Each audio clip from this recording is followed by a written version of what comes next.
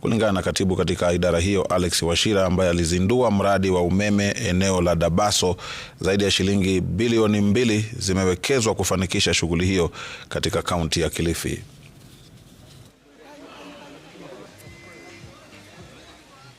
Hii project inawekea watu 189 households hapa Dabaso.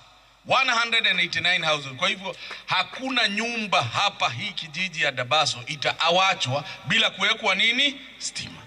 Katika nyumba zetu hatukuwa na umeme, tulikuwa tunatumia tu sola.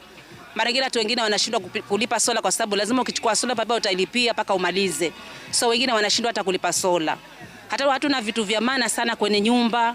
Hatuwezi kuwa na mafriji, hatuwezi kuwa na vile vitu ambavyo ni vya maana vya kutumia moto ama umeme tulikuwa hatuna. We are estimating 1,500 people will benefit katika hii project.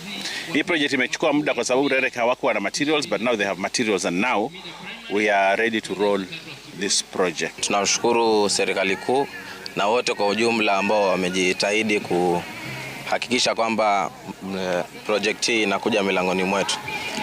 Itaweza kutusaidia sana kwa biashara, wale wanaochukua samaki, kwa zile fridge ambazo zinahitaji stima, security wise pia, na pia tunaomba usiache huu tu leo, walete pia security lights.